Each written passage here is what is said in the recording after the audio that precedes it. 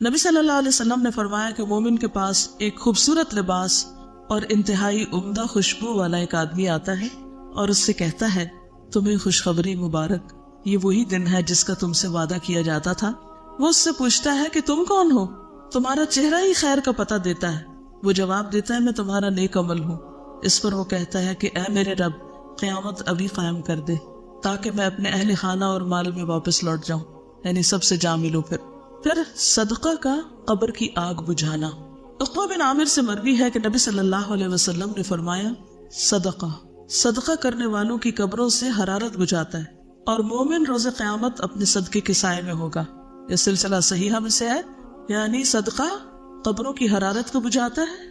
ایک اور حدیث میں اللہ کے غضب کو ٹھنڈا کرتا ہے، اور یہاں دوسری بات کیا ہے کہ قیامت کے دن مومن اپنے صدقے کے سائے میں ہوگا۔ لیکن ہم صدقہ کرنے کے لیے بھی انتظار کرتے رہتے ہیں اور ہر دوسری چیز کو یہ سوچ کے پاس رکھ لیتے ہیں کیا پتہ کبھی کام آ جائے۔ کچھ اینٹیکس بنائے ہوئے ہیں اور کچھ ہم اپنی یادیں ہیں اس میں ہماری، اور کچھ کباڑ خانہ بھر کے ساری یادیں ہمارے مرتے ہی بعد پھینک دی جاتی، کوئی ویلیو نہیں اس کی، کیونکہ ہر کوئی اپنی مرضی کی زندگی گزارنا چاہتا ہے۔ کوئی ضروری تو نہیں کہ ہماری اولاد ہمارے ڈیکوریشن پیسز کو کوئی ویلیو دے، تو اس لیے دنیا کی زائد زینت کو چھوڑ کر اس آخرت کے گھر کو ٹھنڈا کرنے کی فکر کریں۔ پھر جنت کا دروازہ کھولا جانا اور اس کی ٹھنڈی ہوا، سوال و جواب کے بعد پھر اس کے لیے جنت کے دروازوں میں سے ایک دروازہ کھول دیا جاتا ہے اور اس سے کہا جاتا ہے یہ تیرا جنت میں ٹھکانہ ہے، اور جو اللہ تعالیٰ نے تیرے لیے اس میں تیار کیا ہے، تو اس کے رشک اور خوشی میں اضافہ ہو جاتا ہے۔ پھر اس کے لیے جہنم کے دروازوں میں سے ایک دروازہ کھولا جاتا ہے اور اس سے کہا جاتا ہے اگر تو نے نافرمانی کی ہوتی تو یہ تیرا ٹھکانہ ہوتا، اور جو اللہ نے اس میں تیرے لیے تیار کیا ہوا ہے تو اس کی خوشی اور سرور میں اضافہ ہو جاتا ہے۔ پھر اس کے لیے اس کی قبر 70 ہاتھ فراخ کر دی جاتی ہے اور اس میں اس کے لیے روشنی کر دی جاتی ہے، اور روشنی کا ذکر بھی آپ نے پڑھا۔ پھر روح کا سبز پرندوں میں ڈالا جانا، یعنی جو شہداء کی روح ہے خاص طور پر، اس کے بعد جسم کو اسی طرح لوٹا دیا جاتا ہے جیسا کہ وہ اس سے شروع ہوا تھا، اور اس کی روح کو اچھی روح میں کر دیا جاتا ہے، اور وہ ایک پرندہ ہے جو جنت کے درخت سے کھاتا ہے۔ رسول اللہ صلی اللہ علیہ وسلم نے فرمایا شہداء جنت کے دروازے پر موجود ایک نہر کے کنارے پر سبز رنگ کے خیمے میں رہتے ہیں جہاں صبح و شام جنت سے ان کے پاس رزق پہنچتا ہے۔ ابھی تو یہ فاصلے بہت بڑے لگتے ہیں، جسم یہاں ہے، روح وہاں ہے، رزق یہاں پہنچ رہا ہے، وہاں بھی وہ اڑ رہے ہیں، یہ سب کیا ہے؟ ہمیں یہ باتیں بکری سکیٹرڈ لگتی، لیکن اللہ کے لیے کچھ مشکل نہیں کہ ان سب کا ایسا کنیکشن بنا دے کہ جسم اور روح دونوں ہی اس سے مستفید ہو رہے ہیں۔ پھر صبح شام جنت کا ٹھکانہ دکھایا جاتا ہے، جنت کا گھر سامنے نظارہ کرایا جاتا ہے۔ ہمارے ملک میں تو ایسا نہیں، لیکن کینیڈا میں ایسا ہوتا ہے کہ جب آپ کو کوئی گھر خریدنا ہوتا ہے، آپ پراپرٹی ڈیلر کے پاس جاتے ہیں، ریئل اسٹیٹ کے پاس، تو وہ آپ کو انٹرنیٹ پہ گھروں کے لنک دے دیتے ہیں کہ کس رینج میں آپ کو خریدنا ہے۔ پھر آپ ان کو پورا اس کے اندر 3D کی شکل میں مختلف تصویروں کے ساتھ اس کو پورا اندر سے وزٹ کر لیتے۔ پھر اس کے بعد یہ کہ سارے مل بیٹھتے ہیں، پھر دیکھتے ہیں اچھا ونڈوز ایسی ہیں، انٹرنس ایسی ہے، فلور ایسا ہے، چھت ایسا ہے، باہر ایسا ہے، ادھر ایسا ہے، ہر ایک چیز اس میں اس اسکرین اس ونڈو کے تھرو سب دیکھی جا رہی ہوتی، اور وہ دنیا کے کسی بھی حصے میں بیٹھ کے آپ دیکھ سکتے ہیں۔ یہ اگر انسانوں نے دنیا میں اپنے گھروں کے لیے سسٹم کر رکھا ہے کہ اس گھر کو خریدنے سے پہلے آپ اس میں گھوم پھر کے دیکھ لیں، کیونکہ سائٹ پہ جانا تو مشکل ہوتا ہے، بعض اوقات سبھی مصروف ہیں، یا دور دور فاصلے ہوتے ہیں، یا آپ کو ایک سٹی سے دوسری میں موو ہونا ہے اور آپ رینٹ پہ لے رہے ہیں گھر، تو بھی آپ دیکھنا چاہتے ہیں، تو آپ اس اسکرین پہ سب کچھ دیکھ سکتے ہیں کہ آپ کہاں جانے والے ہیں۔ تو یہاں بھی آپ دیکھیے کہ مرنے کے بعد قبر میں آخری گھر جو ہے جنت کا گھر، اس کی بھی سیر کرائی جاتی ہے کہ یہ ہے تمہارا گھر۔ اسی لیے قیامت کے دن جب جنت میں جائیں گے تو آتا نا کہ عرفہا لہم، وہ جنت جس کی اللہ نے ان کو پہلے سے پہچان کرا دی، ان کو پتا ہے کہ وہ ان کا گھر کون سا ہے۔ رسول اللہ صلی اللہ علیہ وسلم نے فرمایا جب تم میں سے کوئی آدمی مر جاتا ہے تو صبح و شام اس کا ٹھکانہ اس پر پیش کیا جاتا ہے، اگر وہ جنت والوں میں سے ہے تو جنت والوں کا مقام، اور اگر دوزخ والوں میں سے ہوتا ہے تو دوزخ والوں کا مقام اسے دکھا دیا جاتا ہے، اور اس سے کہا جاتا ہے کہ یہ تیرا ٹھکانہ ہے جب تک کہ اللہ تعالیٰ قیامت کے دن تجھے اٹھا کر اس جگہ نہ پہنچا دے۔ اب آپ دیکھیے کہ قیامت کے دن اس میں جانا ہے، لیکن پھر بھی قیامت کے دن کا اٹھنا اور حساب کتاب اور پل صراط پار کرنا یہ اپنی جگہ ہے، چاہے پتہ بھی ہو کہ آگے جنت ہے۔ یہ بالکل ایسے جیسے آپ اگر کسی دوسرے ملک میں جا کے رہنا چاہتے ہیں اور یہاں سے آپ نے گھر ور دیکھ لیا، سب کچھ کر لیا، پیمنٹ بھی ہو گئی، آپ کے نام بھی ہو گیا، سب ہو گیا، لیکن اس ملک تک پہنچنے کے لیے آپ کو جہاز پر بھی بیٹھنا ہے، اور اس سے پہلے آپ کو ایئرپورٹ پہ بھی جانا ہے، اور وہاں آپ کی اسکریننگ بھی ہونی ہے، اور وہاں آپ کا سامان تولا بھی جانا ہے، وہاں آپ سے امیگریشن نے کوشچن بھی کرنے ہیں کہ آپ جا کہاں رہے ہیں، اور پھر جہاں اتریں گے وہاں بھی پوچھا جائے گا کہ کہاں آئے، کیوں آئے۔ یہ پروسیس اپنی جگہ چلنا ہے، کیونکہ بعض لوگ کہتے ہیں کہ یہ کیسے، قبر میں اگر جنت جہنم دیکھ لی یہی حساب ہو گیا تو پھر یوم الحساب کی کیا ضرورت ہے۔ تو وہ پروسیس ہے ایک جس کے بغیر کوئی بھی آگے نہیں پہنچ سکتا، چاہے وہ پہلے سے ہی سب دیکھ لے۔ پھر اپنا ٹھکانہ دیکھ کر مومن اللہ کا شکر کرے گا۔ مسند احمد میں ہے، ہر جنتی کو جہنم میں اس کا ٹھکانہ دکھایا جاتا ہے، اور وہ کہتا ہے کہ اگر اللہ نے مجھے ہدایت نہ دی ہوتی تو میں یہاں ہوتا، اور پھر وہ اس پر شکر کرتا ہے۔ یعنی جنت کا گھر دیکھ کر پھر جہنم میں بھی اس کا مقام دکھا دیا جاتا ہے کہ اگر تم وہاں نہ جاتے تو یہاں آنا تھا تمہیں، تو اس سے شکر کرتا ہے کہ اللہ نے اس سے بچا لیا۔ پھر جنت کا کھانا، ایک انصاری صحابی سے مرغی ہے، مسند احمد کی روایت ہے کہ ایک مرتبہ ہم لوگ رسول اللہ صلی اللہ علیہ وسلم کے ہمراہ ایک انصاری کے جنازے میں نکلے۔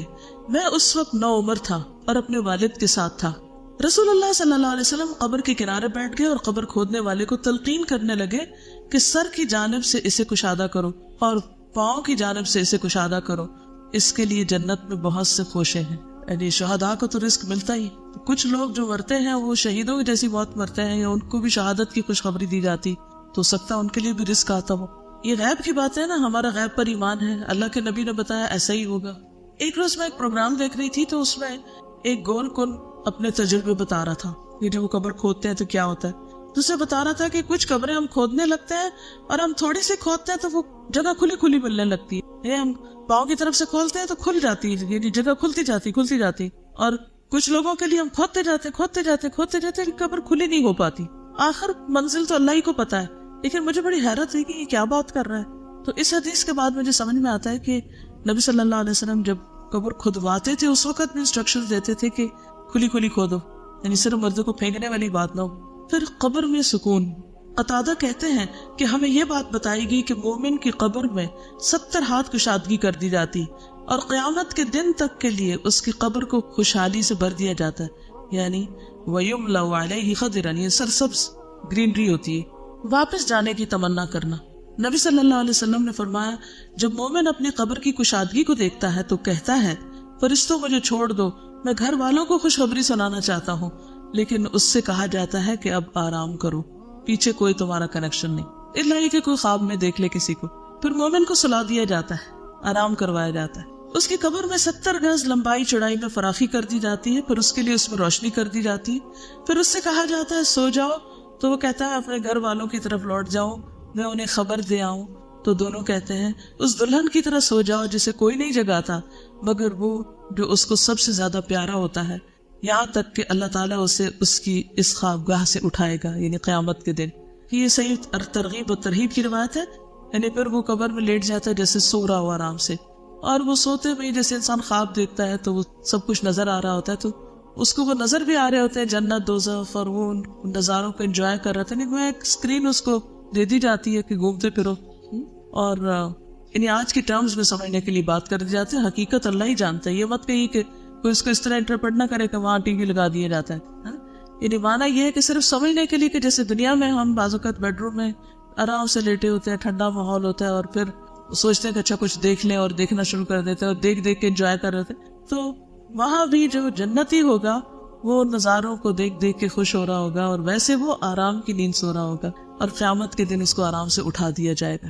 شہداء کی خصوصی مہمان نوازی ہوگی۔ مسروق سے روایت صحیح مسلم کی ہے کہ ہم نے حضرت عبداللہ سے اس آیت کے بارے میں سوال کیا، جنہیں اللہ کے راستے میں قتل کیا جائے انہیں مردہ گمان نہ کرو بلکہ وہ زندہ ہیں، اپنے رب کے پاس سے رزق دیے جاتے ہیں۔ اب آپ دیکھیے کہ شہداء کو بھی قبر میں دفن کیا جاتا ہے اور ان کے بارے میں قرآن بتاتا ہے کہ ان کو رزق دیا جاتا ہے۔ اب باقی احادیث کو تو آپ کہہ سکتے ہیں جی حدیث ہے، لیکن یہاں تو قرآن بھی یہ کہتا ہے، تو یہ ساری احادیث قرآن کے موافق ہی جا رہی، تو کیا ہوتا ہے؟ تو وہاں وہ اپنے رب کے پاس رزق دیے جاتے ہیں۔ تو انہوں نے کہا ہم نے بھی رسول اللہ صلی اللہ علیہ وسلم سے اس کے بارے میں سوال کیا تھا، اس آیت کا کیا مطلب ہے؟ تو آپ نے فرمایا ان کی روحیں سرسبز پرندوں کے جوف یعنی پیٹ میں ہوتی ہیں، ان کے لیے ایسے قندیلیں ہیں، ایسے شینڈلیئرز ہیں جو عرش کے ساتھ لٹکی ہوئی ہیں، اور وہ روحیں جنت میں گھومتی پھرتی رہتی، جہاں چاہے انہی قندیلوں میں واپس آ جاتی۔ ان کا رب ان کی طرف مطلع ہو کر فرماتا ہے، توجہ کر کے، کیا تمہیں کسی چیز کی خواہش ہے؟ کچھ چاہیے؟ وہ عرض کرتے ہیں ہم کس چیز کی خواہش کریں، حالانکہ ہم جہاں چاہتے ہیں جنت میں پھرتے ہیں، یعنی ہم جہاں جہاں چاہتے ہیں گھومتے پھرتے ہیں۔ اللہ تعالیٰ ان سے 3 مرتبہ اس طرح فرماتا ہے، جب وہ دیکھتے ہیں کہ انہیں کوئی چیز مانگے بغیر چھوڑا نہیں جائے گا تو وہ عرض کرتے ہیں رب ہم چاہتے ہیں کہ آپ ہماری روحیں ہمارے جسموں میں ڈال دیں یہاں تک کہ ہم تیرے راستے میں پھر قتل کیے جائیں۔ یعنی اس موت میں اتنی لذت ہے، جب اللہ دیکھتا ہے کہ انہیں اب کوئی ضرورت نہیں تو انہیں چھوڑ دیا جاتا ہے۔ لیکن جو شخص مومن نہیں ہوتا اس کی قبر اور زندگی کیسی ہے؟ مرتے وقت اس کو ساتھ ہی موت کے فرشتوں سے ہی سزا ملنے لگتی ہے۔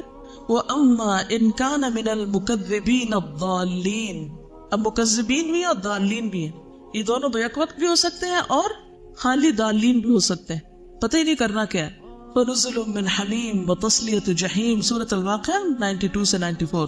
اگر وہ جھٹلانے والے گمراہوں سے ہوگا تو کھولتا پانی اس کی مہمانی ہوگی اور وہ دوزخ میں دھکیل دیا جائے گا۔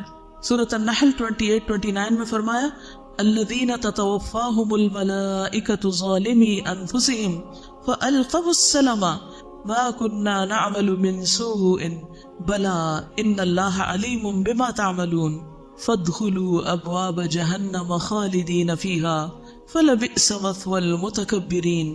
وہ لوگ جو اپنے آپ پر ظلم کر رہے ہوتے ہیں دنیا میں، جب فرشتے ان کی روح قبض کرتے ہیں، یہ کرنے کے لیے آتے ہیں تو ہتھیار ڈال دیتے، ہینڈز اپ، ہم کوئی برے کام تو نہیں کر رہے تھے، جھوٹ بولنا شروع کر دیتے، ہم تو کوئی غلط کام نہیں کر رہے تھے، دنیا میں بھی یہی دھوکہ، ہم تو کوئی غلط نہیں کر رہے، ہم تو ٹھیک ہی کر رہے ہیں، تعویلیں دے دے کہ ہم سب اپنے کانشیس یا ضمیر کو سلائے رکھتے ہیں۔ فرشتے کہیں گے کیوں نہیں کر رہے تھے جو کچھ تم کر رہے تھے، اللہ یقیناً اسے خوب جانتا ہے، اب جہنم کے دروازوں سے اس میں داخل ہو جاؤ، تم ہمیشہ اس میں رہو گے، غرض تکبر کرنے والوں کا ٹھکانہ بہت برا ہے۔ سورۃ الانفال 50 میں فرمایا وَلَوْ تَرَىٰ إِذْ يَتَوَفَّى الَّذِينَ كَفَرُوا الْمَلَائِكَةُ يَضْرِبُونَ وُجُوهَهُمْ وَأَدْبَارَهُمْ وَذُوقُوا عَذَابَ الْحَرِيقِ۔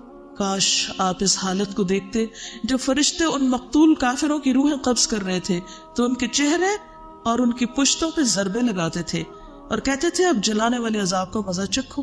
کبھی کسی نے دیکھا مار پڑتے مردے کو؟ ہمیں تو نظر نہیں آتی، لیکن قرآن کہتا ہے کہ جان لیتے وقت بھی ان کو مار پڑ رہی ہوتی۔ پھر کافر کی موت کا منظر مسند احمد میں آتا ہے، جب کوئی کافر شخص دنیا سے رخصتی اور سفر آخرت پہ جانے کے قریب ہوتا ہے تو اس کے پاس آسمان سے سیاہ چہروں والے فرشتے اتر کر آتے ہیں جن کے پاس ٹاٹ ہوتے ہیں، بوریاں، وہ طاعت دینے کا بیٹھ جاتے ہیں، پھر ملک الموت ان کے سرانے آ کے بیٹھ جاتا ہے اور اس سے کہتے ہیں کہ اے نفس خبیثہ، اللہ کی ناراضگی اور غصے کی طرف چل۔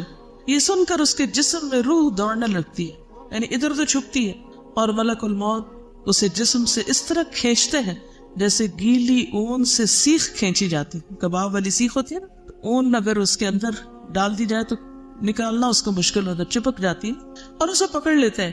فرشتے ایک پلک جھپکنے کی مقدار بھی اسے ان کے ہاتھ میں نہیں چھوڑتے اور اسے ٹاٹ میں لپیٹ لیتے ہیں۔ اس موقع پر کافر اللہ کی ملاقات کو پسند نہیں کرتا۔ رسول اللہ صلی اللہ علیہ وسلم نے فرمایا جب کافر کی موت کا وقت قریب آتا ہے تو اللہ کے عذاب اور اس کی سزا کی بشارت دی جاتی، اس وقت کوئی چیز اس کے دل میں اس سے زیادہ ناگوار نہیں ہوتی جو اس کے آگے ہوتی۔ اب مجھے اللہ کے سامنے کھڑے ہونا ہے، وہ اللہ سے جا ملنے کو ناپسند کرنے لگتا ہے، بس اللہ بھی اس سے ملنے کو ناپسند کرتا ہے۔ اب دیکھیے دنیا میں کچھ لوگ اللہ کی بات نہیں سننا چاہتے، موت کے وقت اللہ سے ملنا نہیں چاہتے، قیامت کے دن اللہ کے سامنے کھڑا نہیں ہونا چاہتے، تو آخری انجام کیا ہوگا؟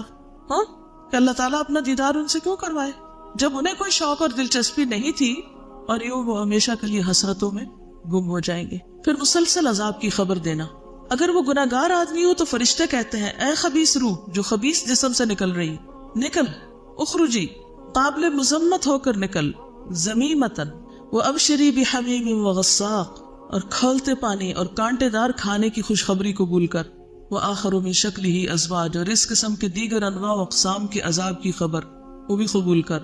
یہ اس کے سامنے جملے بار بار دہرائے جاتے ہیں یہاں تک کہ اس کی روح نکل جاتی۔ دیکھیے ایک تو روح نکلنے کی تکلیف اور رگ رگ سے نکلنے کی درد، اور اوپر سے ڈانٹیں، جسے بچے کو چوٹ لگے اور ادھر اس کی ماں اور ڈانٹنا شروع کر دے تو وہ دکھ پہ دکھ بڑھ جاتا ہے۔ پھر انتہائی بدبودار ٹھکانہ، نبی صلی اللہ علیہ وسلم نے فرمایا کافر کی روح جب نکلتی ہے، ہم بات کہتے ہیں کہ آپ نے اس کی بدبو اور فرشتوں کے لعنت کرنے کا ذکر کیا تو آسمان والے کہتے ہیں کہ خبیث روح زمین کی طرف سے آئی ہے، پھر اسے کہا جاتا ہے کہ تم اسے آخری وقت تک کے لیے اس سے جین کی طرف لے چلو ابو ہریرہ فرماتے ہیں کہ رسول اللہ صلی اللہ علیہ وسلم نے اپنی چادر اپنی ناک مبارک پر اس طرح لگا لی، یعنی کافر کی بو کو ظاہر کرنے کے لیے، کہ سب نے اس کو یعنی دیکھ کے بھی اس کی شدت کو محسوس کی، یعنی ناقابل برداشت ہو۔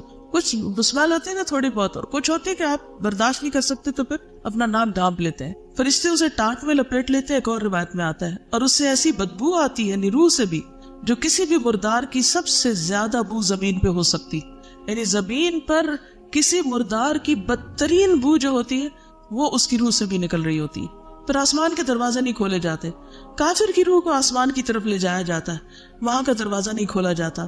وہاں کے فرشتے پوچھتے ہیں یہ کون ہے؟ کہا جاتا ہے فلاں شخص ہے۔ وہ کہتے ہیں کوئی مرحبا نہیں، کوئی مرحبا نہیں، لا مرحبا بالنفس الخبیثہ، اس ناپاک نفس کے لیے جو ناپاک بدن میں تھا، لوٹ جا برائی کے ساتھ، ارجعی ذمیمتن، تیرے لیے آسمان کے دروازے نہیں کھلیں گے۔ وہ قرآن پاک میں بھی آتا ہے نا کہ ان کے لیے آسمان کے دروازے کھولے نہیں جائیں گے۔ پھر آسمان سے پٹخایا جاتا ہے، فرشتے اس روح کو لے کر اوپر چڑھتے ہیں۔ فرشتوں کے جس گروہ کے پاس سے ان کا گزر ہوتا ہے، وہی گروہ کہتا ہے یہ کیسی خبیث روح ہے۔ وہ اس کا دنیا میں لیا جانے والا بدترین نام بتاتے ہیں۔ جو چور ڈاکو مجرم ہوتے ہیں وہ انہی چیزوں کے ساتھ پھر پہچانے بھی جاتے ہیں، یہاں تک کہ اسے لے کر آسمان دنیا میں پہنچ جاتے ہیں، دروازے کھلواتے ہیں، لیکن دروازہ نہیں کھولا جاتا۔ پھر رسول اللہ صلی اللہ علیہ وسلم نے یہ آیت تلاوت کی، لا تفتح لهم ابواب السماء ولا يدخلون الجنة حتى يلج الجمل في سم الخياط، ان کے لیے آسمان کے دروازے نہ کھولے جائیں گے اور نہ ہی وہ جنت میں داخل ہوں گے تا وقت کہ اونٹ سوئی کے ناکے میں داخل ہو جائے۔ اللہ تعالیٰ فرماتے ہیں کہ اس کا نامہ اعمال سجین میں سے نچلی زمین میں لکھ دو، یعنی اور گہرائیوں میں، پستیوں میں۔ اب یہ نچلی زمین کیا ہے اللہ عالم۔ چنانچہ اس کی روح کو پھینک دیا جاتا ہے۔ پھر یہ آیت تلاوت فرمائی، وَمَن يُشْرِكْ بِاللَّهِ فَكَأَنَّمَا خَرَّ مِنَ السَّمَاءِ فَتَخْطَفُهُ الطَّيْرُ أَوْ تَهْوِي بِهِ الرِّيحُ فِي مَكَانٍ سَحِيقٍ، جو اللہ کے ساتھ شرک کرتا ہے وہ ایسے ہے جیسے آسمان سے گر پڑا، پھر اسے پرندے اچک لیں یا ہوا اسے دور دراز کی جگہ میں لے جا پھینکے۔ آپ نے دیکھو کہ جب ہوا چلتی ہے تو چیزوں کو اڑا کے وہ دور لے جاتی کہ وہ پکڑائی بھی نہیں دیتی، پھر اس کی روح جسم میں لوٹا دی جاتی ہے۔ پھر وہ تمنا کرتا ہے کہ قبر کی طرف اس کو نہ لے جایا جائے۔ وہ مرنے والا اگر نیک نہیں ہوتا تو کہتا ہے ہائے بربادی، مجھے کہاں لے کے جا رہے؟ یہ صحیح بخاری کی روایت، مجھے کہاں لے کے جا رہے ہو؟ اس کی آواز انسان کے علاوہ اللہ کی ہر مخلوق سنتی ہے، اگر انسان سن پائے تو بے ہوش ہو جائے، برداشت نہ کر سکے۔ پھر قبر میں سوال و جواب کے وقت خوف کی حالت میں اٹھنا، جب فرشتے آتے ہیں تو اسے کہتے ہیں بیٹھ جاؤ، وہ مرعوب اور خوف زدہ حالت میں بیٹھ جاتا ہے۔ کہا جاتا ہے تو اس شخص کے متعلق کیا کہتا ہے جو تم میں موجود تھا؟ تو اس پہ کیا گواہی دیتا ہے؟ کہتا ہے وہ کون سا آدمی؟ وہ اس کے نام سے بھی واقف نہیں۔ اس سے کہا جاتا ہے کہ محمد صلی اللہ علیہ وسلم، وہ کہتا ہے میں نہیں جانتا، لوگوں کو بات کرتے سنتا تھا، جیسے لوگ کہتے تھے میں بھی کہہ دیتا تھا، یعنی سنی سنائی خبریں بس تھی میرا علم۔ چنانچہ اس کو کہا جاتا ہے تو نے اسی پہ زندگی گزاری، اسی پہ فوت ہوا، اور اللہ نے چاہا تو اسی پہ اٹھایا جائے گا۔ رہا کافر یا منافق، دوسری روایت میں آتا ہے، بخاری کی روایت ہے، اس کا جواب یہ ہوتا ہے مجھے نہیں معلوم، لا ادری لا ادری، میں نے لوگوں کو ایک بات کہتے سنا تھا، وہی میں بھی کہتا رہا۔ پھر اس سے کہا جاتا ہے کہ نہ تو نے کچھ سمجھا اور نہ پیروی کی۔ اس کے بعد اسے لوہے کے ہتھوڑے سے بڑے زور سے مارا جاتا، وہ اتنا بھیانک طریقے سے چیختا ہے، ایسی چیخیں ہوتی۔ کبھی آپ نے تکلیف میں کسی شخص کی چیخیں سنی ہے جو پین کی وجہ سے چیخ رہا ہو کسی ہاسپٹل میں یا کسی جگہ پر؟ تو وہ بھی سب سے بدترین قسم کی چیخیں چیخ رہا ہوتا ہے کہ انسان اور جن کے سوائے ارد گرد کی ساری مخلوق سنتی۔ پھر آسمان سے ایک منادی آواز لگاتا ہے، اس نے جھوٹ بولا، اس کے لیے آگ کا بستر لگا دو، آگ کا لباس پہنا دو۔ پھر جہنم کا دروازہ کھولا جاتا ہے، قبر تنگ کر دی جاتی۔ سنن نبی داؤد میں آتا ہے کہ پھر کہا جاتا ہے کہ جہنم کا دروازہ اس کی قبر میں کھول دو، جہنم کی گرمی اور لو اس کے پاس آتی۔ آج کل آپ دیکھیں کہ اگر آپ ٹھنڈے کمرے سے باہر نکلے تو لٹرلی ایسے منہ پہ تپیڑے پڑ رہے ہوتے ہیں نا گرمی کے، یا گھر سے نکلے باہر تو وہاں وہ گرمی کیا گرمی ہوگی، کبھی ابلتی ہنڈیا کا سیک آپ کو یاد ہو تو۔ اور اس کی قبر اس قدر تنگ کر دی جاتی ہے کہ اس کی پسلیاں ایک دوسرے میں پیوست ہو جاتی، پھر اس کے اعمال انتہائی قبیح شکل میں اس کے سامنے آتے ہیں۔ ایک آدمی گندے کپڑے پہن کے پاس آتا ہے جس سے بو آ رہی ہوتی، اور اس سے کہتا ہے تجھے خوشخبری مبارک، یہ وہی دن ہے جس کا تجھ سے وعدہ کیا گیا تھا۔ وہ پوچھتا تو کون ہے؟ تیرے چہرے سے ہی شر کی خبر معلوم ہوتی۔ وہ جواب دیتا ہے میں تیرا گندا عمل ہوں۔ وہ کہتا ہے اے میرے رب قیامت نہ قائم کرنا، کوئی بھی گندے عمل، چاہے چوری ہو، چاہے زنا ہو، چاہے حرام حرکتیں ہو، کوئی بھی غلط کام، تو جس قسم کے بھی وہ غلط کام ہوں گے وہ سارے اس کی شکل میں پیوست کر دیے جائیں گے اور وہ عمل اس کے ساتھ رہے گا۔ پھر اس پر ایک اندھا بہرا فرشتہ مقرر کر دیا جاتا ہے. اس کے پاس ایک لوہے کا گرز ہوتا ہے جو اگر پہاڑ پہ دے مارے تو پہاڑ ریزہ ریزہ ہو جائے. وہ اس کو مارتا ہے. اس کی مار کی آواز سے مشرق و مغرب کے درمیان کی ہر چیز سن رہی ہوتی سوائے جن و انس کے, اور وہ مردہ بھی مٹی ہو جاتا ہے. پھر دوبارہ روح ڈالی جاتی, پھر مارا جاتا ہے, پھر مٹی ہوتا ہے, پھر اسی طرح. پھر معیشت ضنکا. نبی صلی اللہ علیہ وسلم نے فرمایا, کیا تم جانتے ہو کہ یہ آیت فَإِنَّ لَهُ مَعِيشَةً ضَنْكَا وَنَحْشُرُهُ يَوْمَ الْقِيَامَةِ أَعْمَى کس بارے میں نازل ہوئی ہے؟ کیا تمہیں معلوم ہے کہ تنگ حالی کیا ہے, تنگ زندگی کیا ہے؟ انہوں نے عرض کیا, اللہ اور اس کے رسول ہی خوب جانتے ہیں. آپ نے فرمایا, کافر کا اس کی قبر میں عذاب سے دوچار ہونا, اور اس ذات کی قسم جس کے ہاتھ میں میری جان ہے, اس پر 99 سانپ مسلط کر دیے جاتے ہیں. کیا تم جانتے ہو وہ سانپ کیسا ہوتا ہے؟ وہ 70 سانپ اژدہے ہوتے ہیں, ہر اژدہا کے 7 سر ہوتے ہیں, اور وہ اسے قیامت تک ڈستے اور نوچتے رہتے ہیں. پھر قبر میں کسی عمل کا موجود نہ ہونا, اور کافر کے پاس جب اس کے سرہانے سے آیا جاتا ہے تو وہاں کوئی عمل موجود نہیں ہوتا, کوئی حفاظت کرنے والا گارڈ نہیں ہوتا.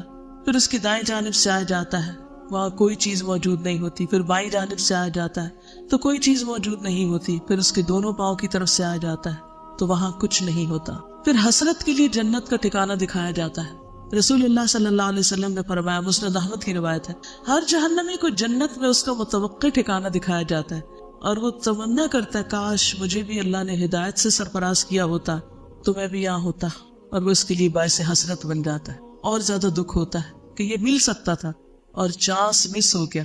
بعض اوقات ایسا ہوتا ہے نا کہ کوئی سودا مس کر جائے, ہم کو بزنس ڈیل اچھی سی ہونے والی ہو, تو پھر بعض لوگوں تو ہارٹ اٹیک ہو جاتا ہے کہ اتنا بڑا لاس ہو گیا, چانس مس ہو گیا, کوئی گاڑی چھوٹ جائے, جہاز چھوٹ جائے, کیا کیفیت ہوتی. رسول اللہ صلی اللہ علیہ وسلم نے فرمایا, ہر جہنمی کو جنت میں اس کا متوقع ٹھکانہ دکھایا جاتا ہے, اور وہ تمنا کرتا ہے کہ کاش مجھے بھی اللہ نے ہدایت سے سرفراز کیا ہوتا, اور وہ اس کے لیے باعث حسرت بن جاتا ہے. قبر میں نیند کی کیفیت. اس کے بعد اس سے کہا جاتا ہے کہ منحوش کی نیند سو جا. ابو حازم کہتے ہیں کہ میں نے ابو ہریرہ سے پوچھا کہ یہ منحوش سے کیا مراد ہے. انہوں نے کہا, منحوش سے مراد وہ آدمی ہے جسے کیڑے مکوڑے سانپ ڈستے اور نوچتے رہتے ہیں, تو اس کی نیند کیا نیند ہوگی. پھر اس پہ قبر تنگ کر دی جاتی. نبی صلی اللہ علیہ وسلم نے اپنی زندگی میں کچھ قبروں سے عذاب کی آوازیں بھی سنی تھی اور صحابہ کو بتایا بھی تھا. یہ جو کچھ میں نے سنایا ہے یہ اس لیے ہے تاکہ ہم اپنے ایمان کو نمبر 1 درست کریں, اس کو یقینی چیز سمجھیں, اور پھر اس کے لیے تیاری بھی کریں, اور ان معلومات کو اپنے بچوں اور اپنے آس پاس کے لوگوں سے شیئر کریں تاکہ وہ بھی اس یقینی جگہ کے لیے تیاری کریں. کیونکہ یہ ایسی جگہ ہے جس میں کوئی شک ہے ہی نہیں کہ وہاں نہیں جانا. کہیں بھی جانے میں پروگرام تبدیل ہو سکتا ہے, وہاں کا پروگرام تو یقینی سیٹ کنفرمڈ, جگہ بھی لکھی ہوئی ہے کہ کہاں جانا ہے آپ نے. تو نبی صلی اللہ علیہ وسلم نے اپنی زندگی میں بھی عذاب قبر سنا تھا. ابو ایوب سے روایت ہے کہ رسول اللہ صلی اللہ علیہ وسلم سورج غروب ہونے کے بعد باہر نکلے تو آپ نے کچھ آواز سنی. آپ نے فرمایا, یہودیوں کو ان کی قبروں میں عذاب ہو رہا ہے. انس نے بیان کیا, ایک اور روایت ہے صحیح بخاری کی.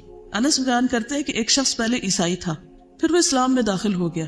اس نے سورۃ البقرہ اور آل عمران پڑھ لی تھی, اور وہ نبی صلی اللہ علیہ وسلم کا کاتب بن گیا, لکھنے والا. پھر وہ شخص مرتد ہو کر عیسائی ہو گیا. کہنے لگا, محمد کے لیے جو کچھ میں نے لکھ دیا ہے اس کے سوا اور کچھ بھی معلوم نہیں مجھے. پھر اللہ کے حکم سے اس کی موت واقع ہو گئی. اس کے آدمیوں نے اسے دفن کر دیا. جب صبح ہوئی تو انہوں نے دیکھا کہ اس کی لاش قبر سے نکل کر زمین کے اوپر پڑی. عیسائیوں نے کہا کہ یہ محمد صلی اللہ علیہ وسلم اور اس کے ساتھیوں کا کام ہے. چونکہ ان کا دین اس نے چھوڑ دیا تھا اس لیے انہوں نے اس کی قبر کھودی اور لاش کو باہر پھینک دیا. چنانچہ انہوں نے دوسری قبر کھودی جو بہت زیادہ گہری تھی, لیکن جب صبح ہوئی تو لاش پھر باہر تھی. اس مرتبہ بھی انہوں نے یہی کہا کہ یہ آپ کے ساتھیوں کا کام ہے. چونکہ ان کا دین اس نے چھوڑا اس لیے اس کی قبر کھود کر انہوں نے لاش باہر پھینک دی. تو انہوں نے پھر ایک بار قبر کھودی اور جتنی گہرائی ان کے بس میں تھی اتنا گہرا کھود کے اسے اندر ڈالا, لیکن صبح ہوئی تو لاش پھر باہر تھی. اب انہیں یقین آیا کہ یہ کسی انسان کا کام نہیں, اور پھر انہوں نے اسے یوں ہی زمین پہ چھوڑ دیا. اسے کہ کتے بلیاں کھا جاتے جو بھی کوئی. تو یہ دنیا میں بھی کبھی کبھی اللہ تعالیٰ ایسے منظر دکھا دیتے ہیں کہ جس سے انسان کے یقین میں پھر اضافہ ہو جاتا ہے. قبر بھی ایک بہت اہم مرحلہ ہے. پھر ایک اور موقع پر نبی صلی اللہ علیہ وسلم کا گزر 2 قبروں پر ہوا. آپ نے فرمایا ان دونوں قبروں پر عذاب ہو رہا ہے, اور یہ کسی بڑی بات میں نہیں. ان میں سے ایک تو چغل خوری کرتا تھا اور دوسرا پیشاب سے بچنے کے لیے احتیاط نہیں کرتا تھا. چغل خوری کیا ہوتی ہے کہ ایک جگہ کی خبریں دوسری جگہ پہنچانا اور لوگوں کو لڑانا, मुखबरियां करके इधर की बातें सुन उधर की सुन और फिर आगे दूसरों तक उसको पहुंचा के काम खराब करना। और दूसरा नजासत की फिक्र नहीं करता, यानी पेशाब की छींटे ग़िज़ाए जिस्म पे पड़े, कपड़ों पे न वुज़ू न नमाज, क्या हासिल। ये भी सही बुखारी की रिवायत थी, याद रखिए। अब कई लोग कहते हैं ना कब्र में कहाँ से अजाब होता है, तो अल्लाह के रसूल सल्लल्लाहु अलैहि वसल्लम खुद बता रहे हैं और सही तरीन रिवायत है, शक की तो गुंजाइश ही कोई नहीं। एक और रिवायत में आता है, अब्दुल्लाह बिन मसूद से रिवायत है कि रसूलुल्लाह सल्लल्लाहु अलैहि वसल्लम ने फरमाया, अल्लाह के एक बंदे के बारे में हुक्म दिया गया, और यह सिलसिला सहीहा की रिवायत है, इसे कब्र में 100 कोड़े लगाए जाएं। वो तखफीफ का सवाल करता और दुआ करता, यहाँ तक कि एक कोड़ा बाकी रह गया। जब ये कोड़ा उसे लगाया गया तो उसकी कब्र आग से भर गई। जब इस सजा का असर जायल हुआ और उसे इफाका हुआ तो उसने फरिश्तों से पूछा कि किस बिना में मुझे कोड़े मार रहे हैं। उन्होंने कहा, तुमने एक नमाज बगैर वुजू के पढ़ी थी और तुम एक मजलूम के पास से गुजरे थे और उसकी मदद नहीं की थी। यानी बाज़ वक़्त ऐसा होता है ना कि कोई शख्स किसी मुसीबत में होता है, कोई मुश्किल में होता है, तो हम कहते हैं कि कोई और देख ले, हालांकि हम उस वक्त उसकी जरूरत पूरी कर सकते हैं। अज़ाब कब्र से कुछ लोग महफूज भी रहेंगे और उनमें से नंबर 1 शहीद है। शहीद रसूलुल्लाह सल्लल्लाहु अलैहि वसल्लम ने फरमाया, अल्लाह ताला के यहाँ शहीद के लिए 6 खसलतें। नंबर 1, उसके खून का पहला कतरा गिरते ही उसे माफ कर दिया जाता है। नंबर 2, जन्नत में उसका ठिकाना दिखाया जाता है। नंबर 3, उसे ईमान का हुल्ला पहनाया जाता है। नंबर 4, उसे हूर-ए-ईन से निकाह किया जाता है। नंबर 5, उसे अज़ाब कब्र से महफूज कर दिया जाता है। नंबर 6, उसे फ़ज़ा अकबर बड़ी घबराहट से महफूज कर दिया जाता है और उसके सर पर वक़ार का ताज रखा जाता है, जिसका एक याकूत दुनिया और माफिया से बेहतर होगा। फिर सूरत अल-मुल्क पढ़ना। नबी सल्लल्लाहु अलैहि वसल्लम ने फरमाया, सूरत तबारक कब्र के अजाब से रोकने वाली है। अगर ज़बानी याद कर ले तो ज्यादा ही अच्छा है, पढ़ते पढ़ते अगर सो भी जाए तो कोई नहीं, अल्लाह ताला कबूल करे। फिर पेट के मरज से फौत होने वाला, जो शख्स पेट के मरज में मुब्तला हो उसे कब्र का अजाब नहीं होगा, शहादत की मौत होती है। नबी सल्लल्लाहु अलैहि वसल्लम ने फरमाया, जो शख्स अल्लाह के रास्ते में सरहदों की हिफाजत करते हुए फौत हो जाए, अल्लाह उसका अजर जारी रखता है यहाँ तक कि दोबारा जी उठे और वो कब्र के अजाब से महफूज रहेगा। कितनी बड़ी जजा है। फिर इसी तरह जो मुसलमान जुमा के दिन या रात में फौत हो जाए, अल्लाह उससे कब्र की आजमाइश से बचा लेता है। लेकिन हम में से किसको पता कि कब मौत आने। हमारा इंसान दुआ तो कर सकता है अच्छे खात्मे। मैं ये सोच रही थी कि कुरान में अल्लाह ताला ने जो बार बार अल्लाह पर ईमान के बाद स्ट्रेट अवे आखिरत की बात क्यों की है, मुझे इससे ये रीज़न समझ में आ रहा है कि हमारे लिए सबसे ज़्यादा इम्पोर्टेंट अल्लाह है और फिर वो आखिरत का वो ठिकाना है, और उसके दरमियान में जितनी भी और चीज़ें आती है वो एक तरफ तो हमारे लिए एक ज़रिया है, क्योंकि ज़ाहिर हम उन्हीं से वो ठिकाना कमाएं, लेकिन अक्सर ये होता है कि बजाय ये कि हमें वो अच्छे ठिकाने तक पहुँचाएं, हम उनमें डिस्ट्रैक्ट होके अपने असल को भूल जाते हैं। तो बहुत ज़्यादा जो मुझे फील हो रहा है वो आज के लेसन का ये हो रहा है कि हमें ये देखना पड़ेगा कि क्या हम बाकी सारे हकूक़ अदा करते हुए कहीं अपने जो हमारे सबसे बड़े फ़राइज़ हैं अल्लाह के लिए जो हैं वो ही ना हम पीछे कर दें। और अगर हमने मतलब हकूक़ुल इबाद के ही बाज़ औक़ात उस धोखे में हम आ जाते हैं, हालांकि ये अल्लाह की तरफ से ही हम पे फ़र्ज़ की गए ना, हम ये भूल जाते हैं कि ये हकूक़ुल इबाद कोई लोगों ने नहीं हम पे फ़र्ज़ किए, ये अल्लाह ने फ़र्ज़ किए। और अगर कोई भी शख्स या कोई भी चीज़ हमारे रास्ते में आ रही है तो मैंने ये सोचना चाहिए। कई दफ़ा मैं हालांकि ये जुमला पहले रिपीट कर चुकी हूँ, लेकिन मुझे ऐसा अभी लग रहा है इससे मैं भूल गई थी कि क्या ये चीज़ कब्र में मेरे साथ आएगी। उनसे ये पूछ लेना चाहिए कि आप आएंगे मेरे साथ मेरे कब्र में, अगर नहीं तो let me prepare for my own कब्र। बट देन फिर दूसरे एक्सट्रीम पे हम निकल जाते हैं कि लोग वजीफे कर रहे होते हैं, पास बच्चा रो रहा है उसको उठाते नहीं कि हमारा तो वजीफा ख़राब हो जाएगा और हमने तो इतने लाख दफ़ा ये वाली आयत पढ़नी है, वो एक चीज़ आ जाती है। So we have to strike the right balance between the two. इसीलिए ना खैरुल हदी हदी मुहम्मद सल्लल्लाहु अलैहि वसल्लम का बेहतरीन तरीका नबी सल्लल्लाहु अलैहि वसल्लम का तरीका है। उन्होंने खानदानी जिंदगी को भी निभाया, अल्लाह के रास्ते में जंगें भी लड़ी और बाकी भी जिंदगी के काम किए। तो इन सब चीज़ों में बैलेंस रखना बहुत ज़रूरी है, और उसके लिए जितना ज़्यादा आप अपने आप को ऑर्गेनाइज कर सकें, जितनी ज़्यादा आप मुख्तलिफ चीज़ों की प्लानिंग कर सकें, यानी हर रोज़ एक बाशऊर इंसान की तरह आंखें खोल के जिए, हालात के धारे पे खुद को बेबस छोड़ ना दें कि जैसे लोग आपसे चाहें या जो कुछ हो रहा है बस ठीक है, अब जिंदगी गुजारनी है, वक्त पूरा करना है, बस ये वक्त काट के चले जाना है, हम इतनी स्ट्रगल नहीं कर सकते। असल में तो देखा ही जाएगा वो अन्नसायहु सौफ युरा कि कितनी कोशिश में लगे रहता हूँ। तो हम सबको संजीदगी की ज़रूरत है, अपनी ज़िंदगी इस वक्त की कदर की ज़रूरत है। जब तक हम लग़वियात से निकलेंगे नहीं, वल्लज़ीना हुम अनिल लग़वी मुअरिदून, तो सब तक जन्नतुल फिरदौस में पहुँचने के बस ख्वाब ही ख्वाब है। وَلْتَنْظُرْ نَفْسٌ مَا قَدَّمَتْ لِغَدٍ، ہم میں سے ہر شخص کو سوچنا چاہیے کل کے لیے کیا تیار کر کے رکھا ہے۔